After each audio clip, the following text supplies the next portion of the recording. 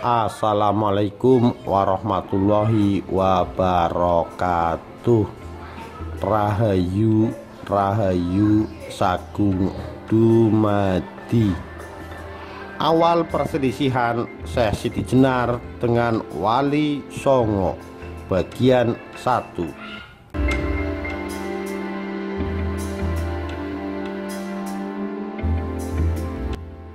Di tepi jalan perkampungan negeri Demak, seorang lelaki parubaya berjalan dengan tenang.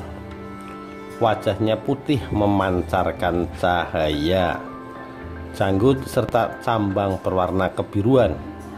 Rambut di kepalanya tertutup blangkon berwarna hitam garis pinggir merah menyala. Begitu juga sorban, gamis dan jubahnya dengan latar hitam bercorak merah. Lelaki parubaya itu bertubuh sedang, berjalan tenang.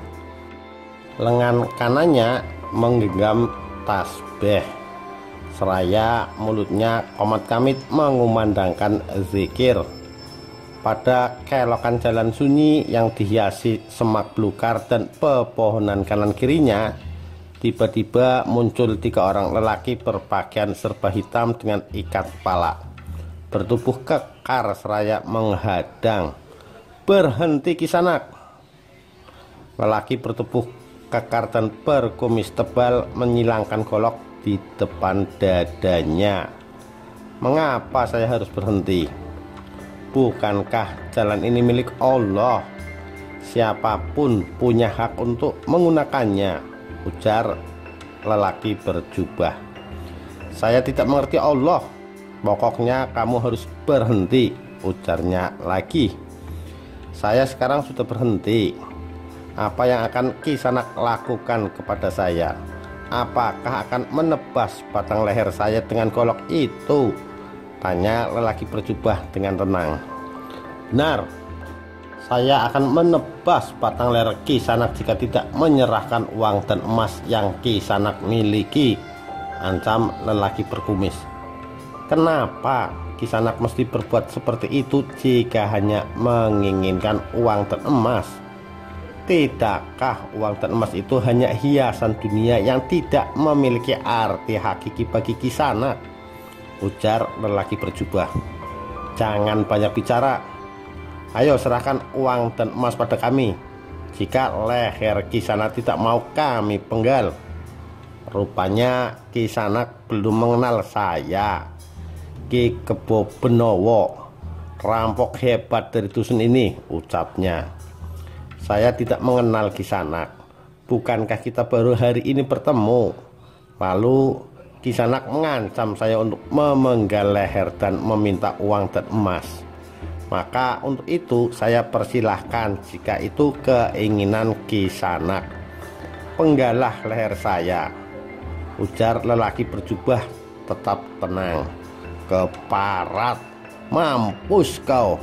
Ki Kebo Benowo bersama ketiga temannya menerjang lelaki berjubah seraya membabatkan golok leher, pinggang dan dada lawan. Lelaki berjubah tidak bergeming melihat sambaran golok yang akan mencincang tubuhnya, tetap berdiri pada tempatnya. Dengan zikir dari mulutnya terdengar pelan. Ketiga golok tidak pelak lagi menghantam sasaran, namun tidak meninggalkan bekas sedikit pun. Golok yang dihujamkan ketika rampok laksana membabat angin, tidak bisa melukai bahkan menyentuh. Aneh, manusiakah? Ki Kebo Benowo menghentikan serangan, seraya berdiri tegak. Matanya terbelalak heran, napasnya tersengal-sengal berat. Kedua temannya melongo. Di dunia ini tidak ada yang aneh Kisanak. Bukankah Hyang Widi itu telah menyatu dengan kita, ujar lelaki berjubah. Hyang Widi? Ki Kebo Benowo paham, sebab pernah mengenal agama Hindu sebelumnya. Lalu siapakah nama Kisanak? "Saya Syekh Siti Jenar, Kisanak.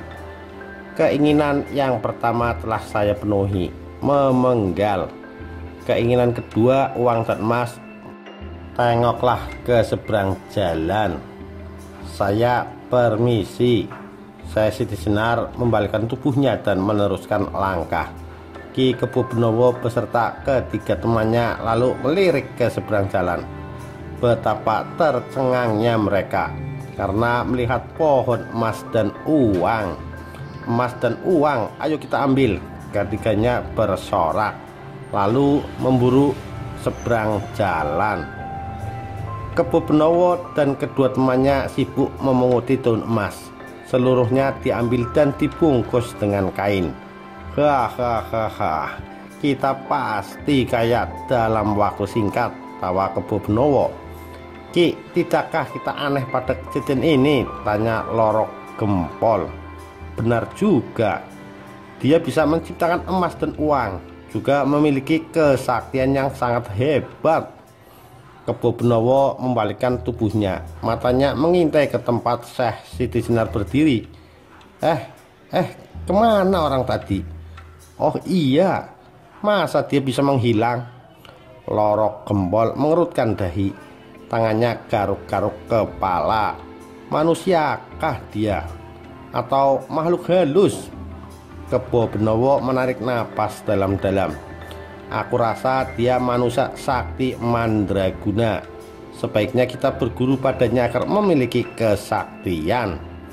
Benar Ki, jika kita sudah sakti bisa menundukkan semua rampok dan berada dalam perintah kita. Kalau kita sudah menguasai para rampok tentu tidak akan capek tinggal menunggu setoran, tambah Loro Gempol. Namun Syekh Siti Jenar menghilang. Kemana kita mesti mencari? Lego Benongo ikut bertanya. Sedari tadi dia hanya mematung, belum hilang rasa kagumnya terhadap Syekh Siti Jenar. Kita telusuri saja jalan ini. Kemungkinan dia menuju ke pusat kerajaan Demak. Kebo Benowo menduga-duga Syekh Siti Jenar telah sampai ke pusat kerajaan Demak. Langkahnya yang tenang serta penuh wibawa tidak lolos dari pandangan para prajurit penjaga keamanan. Siapakah lelaki itu? Tanya prajurit kerempeng pada temannya yang bertubuh Tambun. Wali, jawab si Tambun tenang. Pakaiannya mirip Wali Songo, tapi saya baru kali ini melihatnya. Kita perlu menanyai dan memeriksa orang yang tidak dikenal. Mungkin saja dia pemberontak yang lagi menyamar, ucap si kerempeng penuh curiga. Biarkan saja, siapa tahu dia sahabatnya para wali. Buktinya dia berjalan menuju masjid. Si Tambun tetap tenang. Meskipun demikian kita tetap harus menjalankan tugas. Ayo kita hadang dia dan tanya maksud kedatangannya. Si kerempeng bergegas menenteng tombak dan tameng, mengejar langkah Syekh Siti Jenar. Berhenti di sana, teriak si kerempeng seraya menghadang langkah Siti Jenar dengan gagang tombak. Kenapa Kisanak menghadang saya? Bukankah saya tidak pernah mengganggu ketenangan Kisanak? Tanya Syekh Siti Jenar. Meskipun demikian, itu adalah tugas saya selaku prajurit Demak, jawab si kerempeng. Kisanak hanyalah seorang prajurit Demak, tidak lebih hebat dari prajurit Allah. Bukankah prajurit Allah itu ada 4? Urai Syekh Siti Jenar dengan pandang mata sejuk. Saya tidak mengerti dengan perkataan Kisanak. Bukankah jika Kisanak tidak paham akan sesuatu diharuskan bertanya? Namun tidak semestinya Kisanak menunjukkan kesombongan, menepuk dada karena berkasta prajurit, dan berlaku kasar terhadap rakyat seperti saya. Padahal Kisanak hanyalah prajurit biasa yang lemah, tidak sehebat prajurit Allah yang 4. Jelas Syekh Siti Jenar. Perkataan Kisanak semakin membingungkan saya. Si kerempeng geleng-geleng kepala. Terdengarnya Kisanak semakin ngelantur saja. Mana ada prajurit Allah 4? Para wali di sini tidak pernah mengajarkan seperti itu. Si kerempeng semakin mengerutkan dahinya.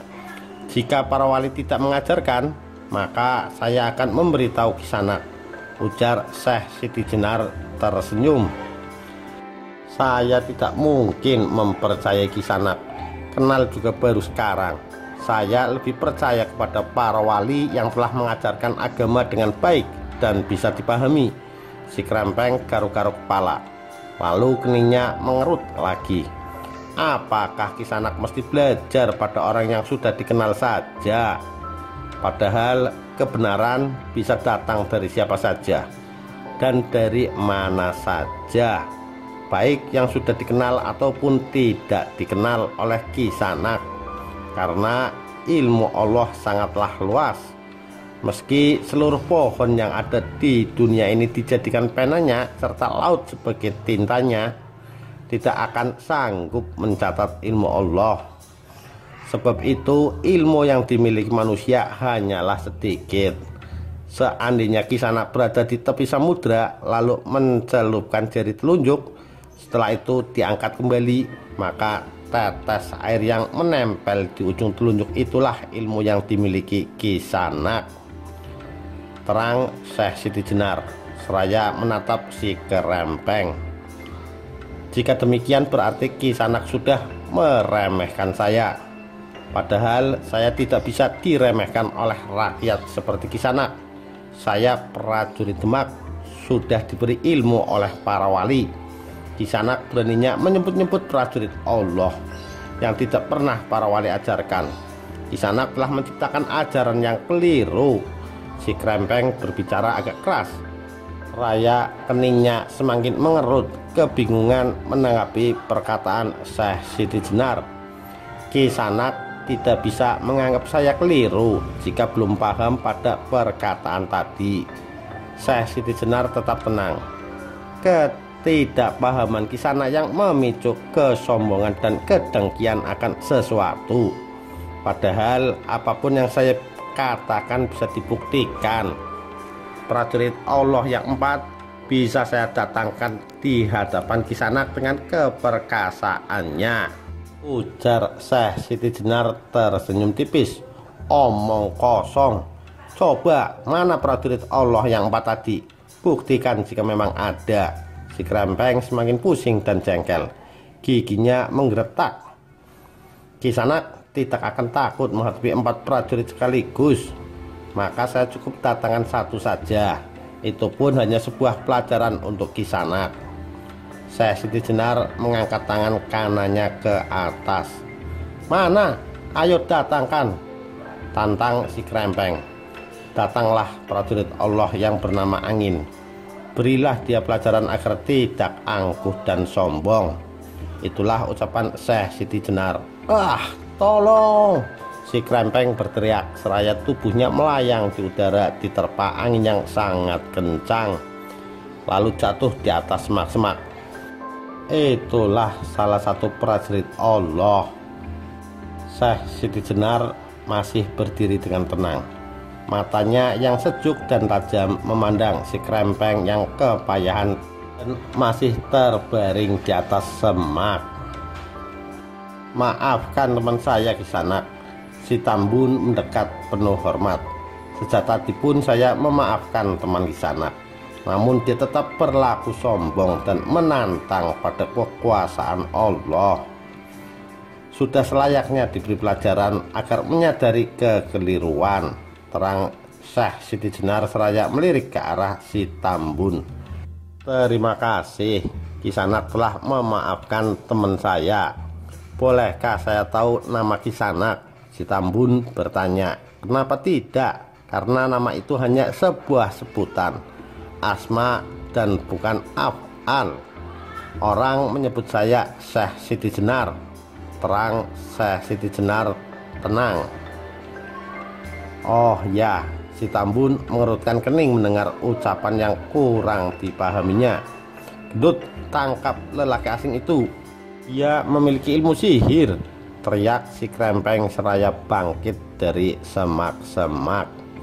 Kisanak sangat keliru jika menuduh ilmu yang saya miliki sihir. Padahal sihir itu bukanlah ilmu yang patut dipelajari oleh orang yang beragama Islam. Kisanak masih belum paham bahwa yang melempar tadi adalah prajurit Allah. Syekh Siti Jenar menatap tajam ke arah si Krempeng yang menghunus pedang. Omong kosong. Kisana datang ke Demak sudah jelas berniat menciptakan kekacauan. Ditambah lagi dengan ucapan melantur dan mengada-ada. Selayaknya Kisana kami tangkap. Si Krempeng mendekat. Ujung pedang yang terhunus ditujukan ke leher Syekh Siti Jenar. Jika ingin menangkap, tangkaplah saya. Janganlah sekali-kali Kisanak mengancam saya dengan ujung pedang, karena pedang hanyalah buatan manusia yang tidak berdaya, berbeda dengan wujud kita yang diciptakan Allah. Syekh Siti Jenar tetap berdiri tenang, meski ujung pedang yang tajam berjarak sejengkal lagi menuju leher. Pedang ini jangan Kisanak remehkan. Tidakkah takut seandainya pedang ini memenggal leher Kisanak? Satu kali tebasan saja leher Kisanak sudah putus, ancam si Krempeng. Tidak mungkin Kisanak, sebab pedang bukan prajurit Allah, hanyalah sebuah benda mati. Syekh Siti Jenar tetap tidak bergeming. Keparat, lihat saja. Si Krempeng mengayunkan pedang dibarengi dengan emosi. Pedang tidak pelak lagi menghantam sasaran, sebab Syekh Siti Jenar tidak menghindar sedikit pun. Hentikan! Si Tambun berteriak, matanya terbelalak. Diam kamu prajurit! Tiba-tiba terdengar suara yang menggetarkan. Beberapa saat kemudian muncul sosok lelaki berjubah hitam mengenakan blangkon, Kanjeng Sunan Kalijaga. Si Tambun menahan kedip. Kemunculan Sunan Kalijaga yang baru keluar dari Masjid Demak sangat mengagetkan. Padahal Sunan Kalijaga tidak berbuat apa-apa, hanya berteriak-teriak terlalu keras. Tetapi si Krempeng mematung sambil mengayunkan pedang. Hebat Kanjeng Sunan. Si Tambun menggeleng-gelengkan kepala seraya menarik nafas dalam-dalam. Selamat datang saudaraku. Maafkan kelancangan prajurit Demak yang kurang memahami sopan santun. Sunan Kalijaga menatap Syekh Siti Jenar yang tidak bergeming. Tidak memilikinya sopan santun karena keterbatasan ilmu dan kedangkalan pengetahuan. Benar Sunan. Tatapan Syekh Siti Jenar beradu dengan mata Sunan Kalijaga yang sejuk dan berwibawa, lalu menembus ke dalam batin. Maka berbincanglah mereka melalui batin. Sejenak keduanya saling tatap. Lantas terlihat ada senyum tipis yang tersungging. Lalu saling peluk dan saling tepuk bahu. Setelah itu terlihat gerakan tangan Sunan Kalijaga mempersilahkan tamunya untuk menuju ke masjid. Prajurit Tambun mengerutkan dahi. Apa yang sedang mereka bicarakan? Kenapa berbincang-bincang tanpa suara? Mungkinkah dengan saling menatap saja sudah bisa berbincang-bincang? Sudahlah saudaraku sesama muslim, kita berbicara secara lahiriah saja, sebab akan membingungkan orang yang melihat, ujar Sunan Kalijaga seraya berjalan bertampingan menuju Masjid Demak. Baiklah Sunan. Syekh Siti Jenar mengamini. Ilmu apa yang mereka miliki? Si Tambun mengikuti langkah keduanya dengan tatapan mata hingga menghilang di balik pintu gerbang Masjid Demak.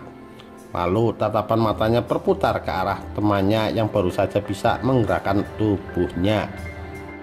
Lut, kenapa ya tubuhku tidak bisa bergerak sewaktu terjadi pertemuan antara Kanjeng Sunan dan tukang sihir tadi? Si Krempeng mengelus dada sambil menyarungkan lagi pedang di tempatnya. Kemudian duduk, setengah menjatuhkan pantatnya di atas rumput hijau.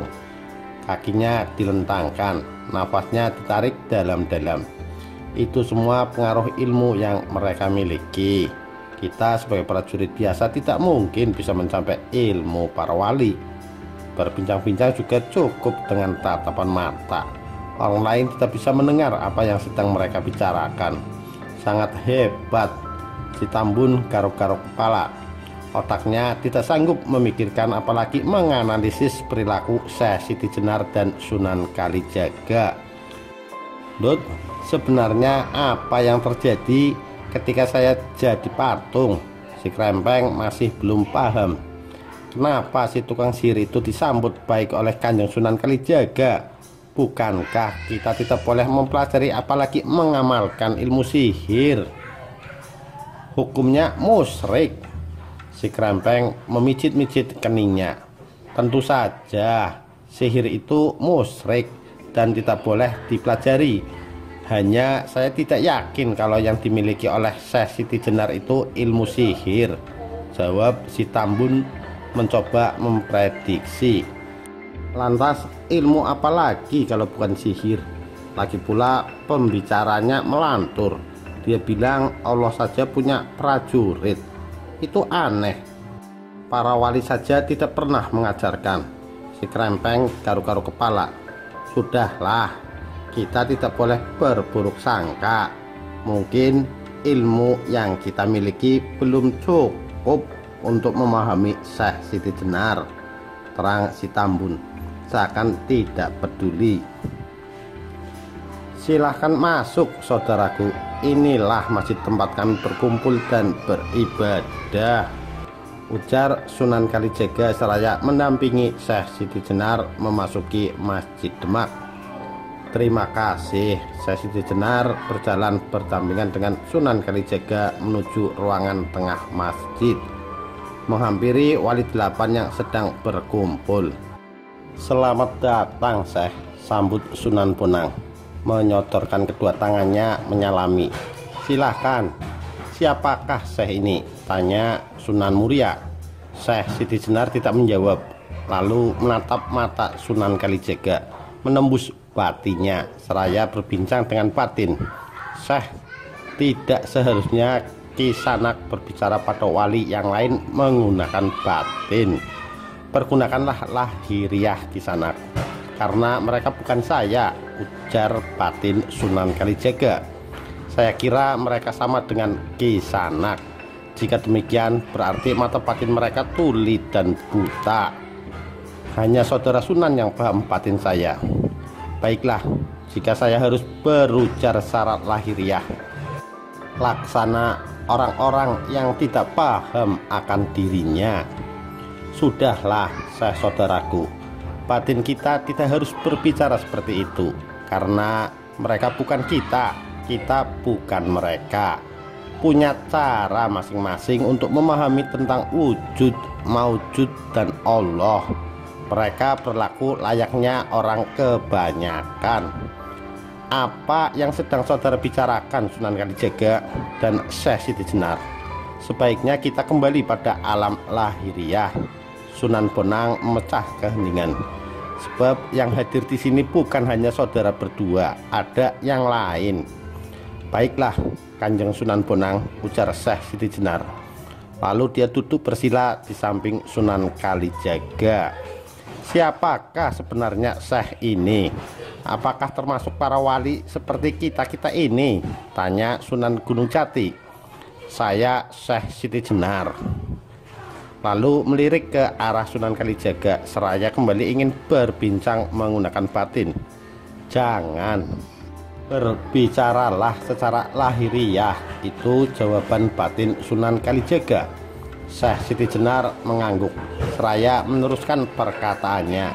Saya hanya manusia biasa dan rakyat jelata. Namun saya secara tidak sengaja mendengar perbincangan Kanjeng Sunan Bonang dan Kanjeng Sunan Kalijaga ketika di atas perahu. Waktu itu Kanjeng Sunan Bonang sedang mengamalkan ilmu sajiduh metu saucap nyata. Ilmu apa itu Kanjeng Sunan Bonang? Tanya Sunan Gunung Jati melirik ke arah Sunan Bonang. Ilmu kun fayakun, jadilah maka jadi. Apapun yang diucapkan akan mewujud atau jadi, terang Sunan Bonang. Benar, ketika itu wujud saya berupa seekor cacing tanah. Setelah mendengar wirid ilmu tadi, lalu saya amalkan. Seketika wujud saya berubah menjadi sekarang ini. maka wajar jika saya pun disebut Syekh Lemah Abang. Cacing tadi terbungkus tanah berwarna merah. Hingga saat ini saya pun masih memiliki ilmu tadi serta sekaligus mempelajari Islam secara mendalam. Ilmu Islam yang saya pelajari sudah di luar dugaan, mencapai tahap makrifat. Tidak terduga, namun saya tetap bukan seorang wali seperti saudara-saudaraku yang berkumpul hari ini. Saya hanyalah rakyat jelata dari pedesaan yang berada di wilayah kekuasaan Kerajaan Demak Bintoro. Syekh Siti Jenar menerangkan, Andika tidak dianggap sebagai seorang wali karena asal usul yang kurang jelas, ucap Sunan Giri. Saya bukan orang yang memiliki ambisi dan gila gelar hanya untuk mendapat sebutan wali. Hingga saya pun menganggap bahwa diri saya hanyalah manusia biasa dan lahir sebagai rakyat kebanyakan. Namun Kisanak menyebutkan tanpa asal usul yang jelas, padahal yang namanya manusia jelas memiliki asal usul. Jika menganggap bahwa manusia ada yang tidak memiliki asal usul, berarti Kisanak tidak memahami siapa diri Kisanak sebenarnya. Dari mana asal Kisanak? Ujar Syekh Siti Jenar. Andika jangan memutarbalikkan ucapan dan bermain kata-kata. Suara Sunan Giri meninggi. Syekh Sunan Kalijaga menatap Syekh Siti Jenar seraya berbicara dengan batin. Saudaraku sebaiknya memaklumi keadaan secara lahiriah yang terjadi sekarang ini. Baiklah, batin Syekh Siti Jenar memberi jawaban. Kanjeng Sunan Giri, sudahlah, kita tidak harus memperbincangkan asal-usul. Sunan Bonang memahami pembicaraan batin Syekh Siti Jenar dan Sunan Kalijaga. Sebaiknya kita berbincang tentang upaya penyebaran agama Islam di tanah Jawa ini. Baiklah, Kanjeng Sunan Bonang. Sunan Giri menyetujui. Bukannya saya tidak ingin lama-lama berbincang-bincang dengan para wali yang agung di sini. Namun saya masih ada keperluan lain. Di samping akan berusaha membantu para wali untuk menyebarkan ajaran Islam. Izinkanlah saya untuk berpamitan. Syekh Siti Jenar bangkit dari duduknya. Andika mesti ingat ketika menyebarkan agama Islam yang agung ini, jangan sampai keluar dari aturan para wali, ujar Sunan Giri. Mohon maaf Kanjeng Sunan Giri, karena saya bukan wali, tentunya tidak terikat dengan aturan wali. Mungkin saya akan mengajarkan dan menyebarluaskan agama Islam dengan cara saya sendiri. Syekh Siti Jenar seraya menyalami semuanya. Lalu Sunan Bonang dan yang terakhir Sunan Kalijaga. Saudaraku, selamat berjuang. Mungkin pada akhirnya kita harus bertabrakan, namun itu secara lahiriah, batin Sunan Kalijaga. Tidak mengapa saudaraku Kanjeng Sunan Kalijaga. Itulah tujuan menuju Allah dan jalan yang berlainan. Syekh Siti Jenar melepaskan tangan Sunan Kalijaga seraya membalikkan tubuhnya dan keluar dari Masjid Demak, diantar oleh tatapan para wali yang masih berdiri. Kanjeng Sunan Kalijaga, benar tadi batinmu berujar pada Syekh Siti Jenar. Sunan Bonang menatap Sunan Kalijaga. Tinggal menunggu waktu, Kanjeng.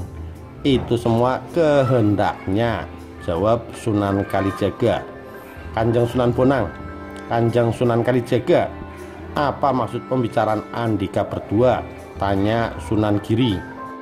Keduanya tidak bicara lagi karena sudah terdengar bunyi azan maghrib. Mereka menjawab Allahu Akbar, diikuti yang lainnya. Meski dalam hati mereka menyimpan rasa penasaran dan keingintahuan mengenai ucapan kedua wali tadi, untuk sementara disimpannya dalam hati masing-masing. Demikian awal perselisihan Syekh Siti Jenar dengan Wali Songo bagian 1, ditulis oleh Herdi Pamungkas. Sekian, terima kasih. Sampai berjumpa kembali di bagian selanjutnya. Wassalamualaikum warahmatullahi wabarakatuh. Rahayu Rahayu Sagung Dumadi.